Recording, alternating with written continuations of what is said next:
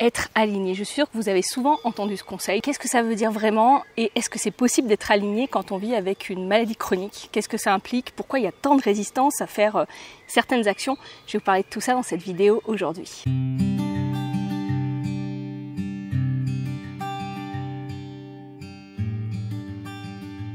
Bonjour à tous, je suis ravie de vous retrouver pour une nouvelle vidéo. Alors aujourd'hui, c'est une vidéo où je vais vous parler d'alignement, puisque dans la dernière vidéo que je vous ai sortie, enfin une des dernières que je vous mettrai là si vous ne l'avez pas vue, qui parlait du vide en soi, je vous conseillais de faire des choses qui sont alignées avec qui vous êtes, de vraiment être dans cette notion d'alignement pour pouvoir vous ressourcer, pour pouvoir aller mieux, pour pouvoir justement sortir un peu de cette sensation de vide. Et du coup, je vous avais posé une question, je vous avais demandé si vous vouliez que je vous fasse des vidéos à ce sujet. Alors, plus des vidéos sur comment ça fonctionne au niveau du système nerveux, comme la majorité des vidéos que je fais qui sont très sourcées, on va dire scientifiquement, même si je donne pas toujours mes sources, mais en tout cas qui s'appuient sur des bases scientifiques. Je vous ferai cette vidéo, mais aujourd'hui, je vais vous faire une vidéo qui est dans ce format que j'ai intitulé de vous à moi, où finalement je vous parle non plus en tant que psychologue, mais plutôt en tant que moi, en tant qu'Aurore, bien sûr empreint de toutes mes connaissances, empreint de mes expériences, empreint de mon métier, mais où j'allais dire, je laisse défiler mes propos au fur et à mesure des idées et où je structure un petit peu moins mon propos. Et vous avez été plusieurs à me dire que vous appréciez ce type de vidéo, donc cette vidéo rentre dans ce cadre. Si vous n'aimez pas ce cadre-là, vous inquiétez pas, je vous ferai une vidéo beaucoup plus structurée sur cette notion d'alignement et sur comment ça fonctionne au niveau du système nerveux. Bon, désolé pour le changement de cadre, mais j'ai des petits problèmes avec le soleil, donc bon, c'est moins joli que tout à l'heure. J'ai la belle vue en face de moi, mais ce n'est pas grave. Qu'est-ce que j'étais en train de vous dire? En fait, je vous parlais de l'alignement et je vous disais que pour moi, être aligné, et l'idée d'alignement, c'est vraiment l'idée d'avoir des actions, des actes, des paroles qui vont dans le sens de ce qui vous êtes et qui vous avez envie d'être, qui vont dans le sens de vos valeurs, qui vont dans le sens de ce qui compte pour vous et de ce qui fait sens pour vous. En fait, être tout le temps aligné, ça semble quand même relativement complexe au vu de ma définition, parce que quelquefois on a des réactions qu'on ne comprend pas vraiment, des réactions où on se dit mais pourquoi j'ai réagi comme ça, c'est pas vraiment moi. Et pour autant, c'est quand même un peu vous, puisque c'est vous qui avez fait cette action. Et c'est pour ça que quand on vous dit d'être aligné, sur le papier, ça paraît simple. Je suis aligné, je vais faire quelque chose qui est en accord avec mes valeurs. Je suis quelqu'un qui prend soin et qui se soucie des autres, dont la valeur solidarité est très importante pour moi. Parce que là, ça veut dire que dès que je vois quelqu'un qui est pas bien, dès que je vois quelqu'un qui est en difficulté, je suis là pour lui. Et puis finalement, dans les faits, peut-être, c'est pas ce qui se passe. C'est qu'il y a des fois, j'ai pas envie d'être là pour les autres. C'est qu'il y a des fois, pour X ou Y raison, je vais juger l'autre. Et là, je vais me dire, je réagis comme ça alors que ma valeur est celle-ci. Et on a l'impression qu'on scinde un peu finalement en plusieurs parts. Et c'est ce que n'explique pas le développement personnel, c'est ce que on ne vous parle pas dans les discours, la spiritualité, on vous dit d'être aligné, mais ce qu'on vous explique pas, c'est qu'il y a énormément de résistance à être aligné pour plein de raisons différentes. Et une de ces raisons, c'est qu'on a énormément de mécanismes de protection en nous qui nous empêchent finalement de toujours avoir cet alignement sur qui on est au fond de nous. Parce que ce qui va primer dans notre corps, ce qui va primer dans notre psyché, c'est vraiment de nous protéger, c'est vraiment de nous maintenir en vie. Et quelquefois, pour plein de raisons différentes pour chacun, agir d'une certaine manière, voir l'autre agir d'une certaine manière, va activer des choses en nous qui vont être perçues comme menaçantes. Et des choses dont vous n'aurez pas forcément conscience et qui vont activer certaines réactions chez vous qui, après coup, sont totalement en inadéquation, sont totalement antinomiques avec qui vous êtes et ce que vous portez au fond de vous. Et du coup, ça amène souvent à beaucoup de culpabilité, à beaucoup de remise en question, alors qu'en fait, c'est juste un mécanisme normal qui cherche à vous protéger et ça ne définit pas qui vous êtes. Mais ça, on ne vous l'explique pas forcément. On vous dit, faites des choses alignées avec qui vous êtes. Et la première résistance, c'est vraiment ces mécanismes de protection qui sont là et dont on n'a pas forcément confiance. Confiance, j'ai dit conscience. Donc les mécanismes de protection dont on n'a pas forcément conscience et auxquels on n'a pas forcément confiance et du coup auxquels on va être hyper vigilant tout le temps parce que on aura l'impression quand on agit telle ou telle manière, finalement c'est pas bien, c'est pas nous. Et plus on va essayer d'être aligné, de poser des actes alignés, plus nos mécanismes de protection risquent de s'activer. Je vais vous prendre un exemple, ça sera peut-être plus clair. Vous vous dites, je vais m'inscrire dans une association pour aller aider les gens qui sont en difficulté parce que j'ai envie de donner mon temps, parce que ça compte pour moi, parce que ça a de la valeur pour moi et parce que c'est aligné avec qui je suis. Et puis finalement, vous allez vous présenter dans cette association et là, vous allez vous sentir pas bien. Ça va mal se passer. Et vous ne comprendrez pas forcément pourquoi. Vous aurez tendance peut-être à juger les gens. Vous aurez tendance à faire des raccourcis. Vous aurez tendance, vous qui vous étiez imaginé être une personne... excusez-moi, j'invente l'exemple en même temps que je vous parle, mais par exemple, être une personne vraiment à l'écoute, là pour les autres, vous vous rendez compte qu'en fait, c'est pas quelque chose que vous appréciez faire. J'espère que je ne vais pas me faire manger par un chien. Que c'est pas quelque chose que vous n'appréciez... Excusez-moi. Que c'est pas quelque chose que vous appréciez faire et que c'est quelque chose qui vous met presque en stress, parce qu'en fait ce qui se passe c'est que si vous vous mettez à juger les gens, si vous vous mettez à avoir certains stéréotypes par rapport à certaines personnes qui sont dans certaines situations et que vous ne comprenez pas parce que c'est pas en accord avec qui vous êtes, c'est tout simplement une manière que vous avez de vous protéger de peut-être la souffrance que ça active chez vous, de la souffrance que ces personnes ont, des difficultés qu'ils rencontrent, et c'est une manière pour vous de vous scinder de ça et de vous dire ah bah moi ça peut pas m'arriver, et ça vous l'aviez pas anticipé. Et pour autant ça veut pas dire que vous n'êtes pas quelqu'un qui avait envie d'aider les autres, ou qu'au fond de vous, au fond de votre cœur, c'est pas aligné d'aller aider les autres parce que vous portez pas ça en vous. Ça veut juste dire que là il y a un mécanisme de protection dont vous n'aviez absolument pas conscience, qui est beaucoup plus fort et qui demande à être finalement regardé, une blessure en vous qui demande à être regardée, à être vue, à être comprise, à être entendue avant de vouloir aider les autres, de vraiment vous aider vous-même avant de vouloir aider les autres. Et ça, c'est vraiment la première chose qui peut se passer comme résistance. La deuxième résistance que moi je vois qui peut aussi également arriver quand on cherche à faire des choses alignées, c'est tout simplement qu'on va les faire parce qu'elles comptent pour nous, mais qu'on n'a pas pris en compte le fait qu'aujourd'hui, on n'avait peut-être pas assez de ressources disponibles pour faire cette activité, que même si c'était aligné, en fait, même si vous faites quelque chose qui est aligné, qui compte pour vous, qui vous ressource en temps normal, il faut toujours prendre en compte la manière dont vous êtes, comment vous vous sentez ce jour-là, et pour le coup, comment votre système nerveux est activé ce jour-là. Par exemple, j'ai envie d'aller voir des amis, je me suis engagée à aller voir des amis, et puis finalement, ça va me faire du bien, ça va me changer des idées, puis finalement, ce jour-là, je sens que je suis pas bien, je sens que déjà c'est compliqué, je sens que déjà il y a beaucoup de symptômes, je sens que déjà j'ai du mal à tenir debout, j'ai du mal à être, à me calmer, à m'apaiser, c'est complexe. Quand vous allez en fait aller voir vos amis, alors peut-être ça vous fera du bien s'il y avait encore un peu de ressources dans votre système nerveux en fonction de comment vos amis vous ressourcent, mais peut-être aussi ça peut ajouter une charge tellement forte de devoir mettre de l'attention à la conversation, de devoir rester assise, de devoir vous y rendre, etc., etc. Ça va rajouter tellement de charge à votre système nerveux que quelque chose qui était agréable va être perçu comme une véritable menace pour votre système qui va complètement tout couper. Et là, on est de nouveau dans l'idée de se sentir vite. C'est un peu le même mécanisme dont je vous parlais la dernière fois, mais là, ça va être carrément, tout simplement, c'est comme si, entre guillemets, vos cellules se fermaient et vous vous mettez dans un état où vous ne pouvez plus rien faire. Là, il n'y a plus le choix, vous ne pouvez plus rien faire. Et vous êtes épuisé. Et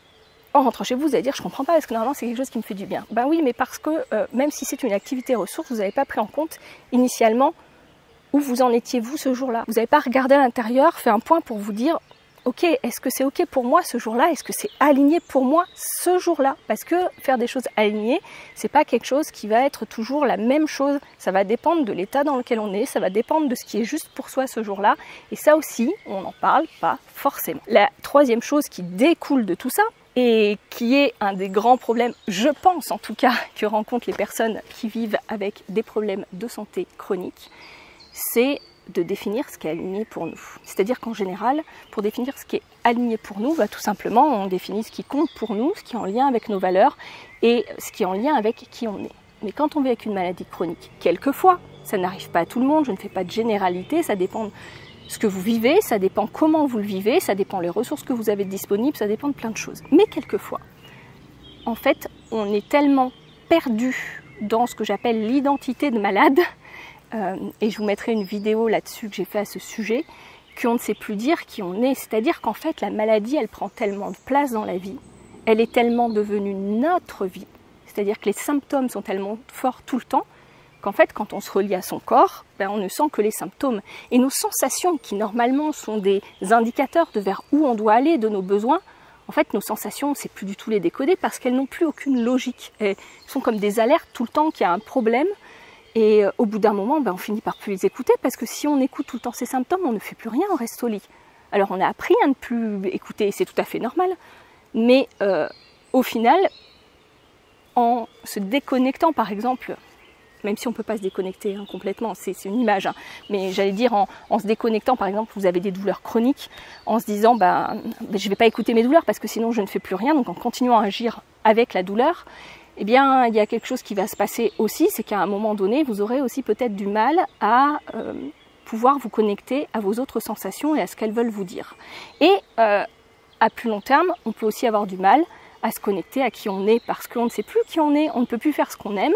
on est limité, la maladie prend beaucoup de place et du coup quand on nous dit faites quelque chose qui est aligné avec vous, ok, moi je veux bien faire quelque chose qui est aligné avec moi, mais déjà qu'est-ce qui compte pour moi et puis qu'est-ce qui m'est accessible aujourd'hui, parce que c'est aligné là d'aller dans la nature, ça serait aligné d'aller faire un grand trek et d'aller camper à la belle étoile, mais clairement non, ce n'est pas possible. Si on ne peut pas marcher plus de 10 minutes, un quart d'heure, ce n'est pas possible. Donc il y a aussi ça qui est difficile, c'est qu'au bout d'un moment, tout ce qui nous composait, tout ce qui faisait qu'on était nous, comme on ne le pratique plus, comme on ne peut plus finalement incarner nos valeurs, on a du mal à pouvoir définir qui on est et du coup ce qui est aligné avec nous. Parce qu'on arrive aussi, et c'est la quatrième chose, à se confondre avec nos mécanismes de protection, c'est-à-dire à se confondre avec toutes les petites stratégies qu'on a mis en place pour quand même tenir malgré tout. Et ces petites stratégies, ça peut être de l'évitement, ça peut être de prévoir énormément tout notre planning, que tout soit vraiment hyper cadré et qu'on puisse vraiment tout anticiper de si là je me sens mal ce jour-là, qu'est-ce que je fais, comment je vais organiser, d'être dans l'hyper-contrôle, voilà, chercher le mot, d'être dans l'hyper-contrôle. Ça peut être plein de stratégies différentes qu'on a mis en place parce que clairement on ne savait pas comment faire avec ce qui nous arrive, parce que la vie avec une maladie chronique ça devient extrêmement imprévisible, parce que tout ce qui était sentiment de prédictibilité, je ne sais pas si ça se dit, en fait le fait que on savait que demain en se levant on pourrait faire ça, on n'en sait rien, et que du coup on met des stratégies en place, mais qu'à force de mettre ces stratégies en place, on se confond un peu avec ces stratégies, c'est-à-dire qu'on va finir par se dire que je suis peut-être quelqu'un qui n'aime pas les autres, je suis peut-être quelqu'un qui préfère être seul, alors qu'en fait peut-être juste vous restez seul parce que c'est plus facile à gérer, parce que les autres c'est beaucoup de stimulation sensorielle et que là vous n'arrivez plus à gérer. Peut-être vous arrivez à vous dire finalement je suis peut-être un peu acariâtre, j'aime pas les autres parce que quand il y a du monde qui passe à la maison, je suis pas bien. Non, c'est peut-être juste parce que ça vous demande beaucoup d'adaptation et que vous n'avez pas les ressources pour vous adapter. Et au fur et à mesure, en fait, le cerveau, en fait, il se réorganise autour de ça. Il essaye de faire un tout cohérent avec ce que vous êtes en train de vivre au quotidien. Et quelquefois, vous allez prendre des éléments vous disant c'est mon identité, c'est moi, alors que ce n'est pas du tout. Et ça, c'est difficile parce que quand on vous parle de faire des choses alignées, même si on est OK que faire des choses alignées, ça nous ressource, et je vous confirme que ça nous ressource, au final, on a du mal à les définir, on a plein de choses qui se mettent en place quand on essaye de les faire, et voilà, donc c'est pour ça, tout ça pour vous expliquer pourquoi vous avez tant de résistance. Je prends beaucoup de temps parce que, comme je vous dis, j'ai pas structuré mon propos. Pourquoi vous avez tant de résistance à faire des choses alignées? Vous allez me dire, dans ce cas-là, Aurore, qu'est-ce que tu nous conseilles? Bien qu'en fait, je fais pas ces vidéos pour donner des conseils, en fait. Je fais vraiment, l'idée c'est vraiment de dérouler le fil de ma pensée et de vous partager mon expérience à moi. Donc, moi, en tout cas, je vais vous partager ce que je trouve aidant. C'est déjà d'avoir conscience de tout ce que je viens de vous dire. Parce que du coup, quand on a conscience que certaines de nos réactions sont plus des mécanismes de protection de notre physiologie, de notre psyché qui se sont mis en place et que c'est pas forcément qui on est au fond de nous, déjà de les identifier, je trouve en tout cas que ça fait une grande différence. Alors quelquefois, c'est pas facile d'identifier, quelquefois, et c'est toujours ce que je conseille de se faire aider par quelqu'un pour les identifier, parce que seul on a du mal à avoir du recul dessus et à avoir de l'objectivité entre guillemets, parce que personne n'est jamais objectif totalement. L'idée c'est vraiment déjà d'identifier tout ça, d'identifier aussi peut-être tous les déclencheurs qu'on peut avoir, toutes ces vieilles mémoires passées qui font que quand on va être dans un contexte ou dans un autre, on va activer certaines réactions, même si ce qu'on fait est aligné pour nous, peut-être qu'il y a une part de nous qui est liée à une vieille mémoire qu'on a encodée d'un événement où ça serait mal passé, qui va essayer de nous protéger en disant non, faut pas faire ça parce que la dernière fois il s'est passé ça. Alors ça nous le dit pas consciemment justement, c'est notre mémoire, c'est notre physiologie qui va activer beaucoup de stress, on va se sentir mal, on va se dire ouf, vite que je rentre chez moi, alors qu'en fait c'était complètement aligné de faire ça, alors qu'en fait si on avait eu les outils pour pouvoir s'apaiser et se calmer dans cette situation et dépasser cette peur initiale de cette vieille mémoire et la traiter surtout, à ce moment-là on aurait pu se ressourcer avec cette activité et ne pas s'enfermer dans l'évitement. Donc ça aussi c'est quelque chose qui peut se faire dans le cadre d'un travail psychothérapeutique et qui peut extrêmement vous aider justement pour pouvoir mettre en place des choses plus alignées pour vous. Et puis, dernière chose, c'est de mieux se connaître, c'est-à-dire qu'avant de faire des choses alignées, il faut vraiment définir qu'est-ce qui compte pour moi, qu'est-ce qui a du sens pour moi, qu'est-ce qui est juste pour moi, qu'est-ce qui, malgré le fait que je suis malade, malgré le fait que ça va pas, malgré le fait que je suis extrêmement limitée, je peux mettre en place et qui peut compter pour moi. D'ailleurs, hop, je vous remets une vidéo ici qui parle de tout ça, qui vous aidera, je pense, et vraiment se rappeler que avant de chercher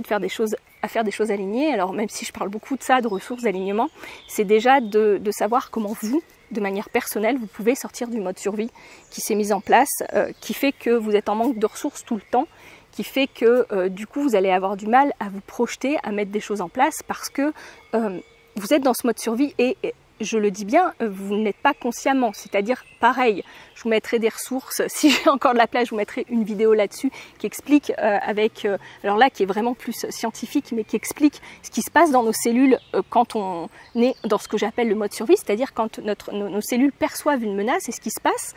quand on vit avec une maladie chronique pour certains d'entre nous et comment du coup nos cellules ont du mal à communiquer entre elles. Et la première chose, c'est vraiment de voir ce qui pèse comme charge sur notre système nerveux et ce qu'on pourrait peut-être alléger pour pouvoir échapper à ce mode survie, en tout cas de temps en temps, et pouvoir du coup retrouver le chemin d'accès vers soi. Parce que c'est ça qui est difficile, c'est que retrouver le chemin d'accès vers soi quand on est en mode, comme j'appelle, survie, c'est-à-dire quand l'organisme est en mode vraiment protection, est en mode économie de ressources pour les conserver, pour vraiment pouvoir gérer tout ce qu'il a à gérer, c'est quasi impossible en fait. C'est vraiment compliqué parce qu'on n'a plus accès à tout ça, parce que, pareil, je vous en ai souvent parlé, tout est déconnecté. En fait, on n'est plus unifié. En fait, notre cerveau intègre mal les informations et je vais conclure par ça d'ailleurs parce que je suis en train de voir que la vidéo commence à être un petit peu longue. C'est vraiment qu'au lieu de chercher à être aligné, même si je parle d'alignement dans certaines vidéos, cherchez plutôt à être unifié. C'est-à-dire à voir comment vous pouvez faire pour que de nouveau vous puissiez, avoir accès à toutes les zones de vous, à toutes ces parts de vous. Et pour ça, la première chose à faire, c'est vraiment d'arrêter de rejeter certaines parts de nous, d'arrêter de combattre certaines de nos réactions, d'accepter qu'ok, on réagit peut-être de telle ou telle manière, c'est pas la plus adaptée, mais de se pardonner de réagir comme ça, parce que c'est la manière qu'a trouvé votre physiologie pour agir dans une situation qui est extrêmement inconfortable. Je vous laisse là, j'ai plus de batterie, je vous dis à très bientôt parce que l'appareil photo va couper d'ici, il me dit, 1 minute. Donc je vous souhaite de prendre soin de vous, même si cette vidéo est décousue, j'espère qu'elle vous aura plu. Dites-moi en commentaire si c'est un format que vous appréciez ou pas, savoir si je continue là-dessus ou si je fais des vidéos plus structurées. Je m'arrête. Allez, bonne journée, bonne matinée, bon week-end en fonction de quand vous regarderez cette vidéo. Au revoir.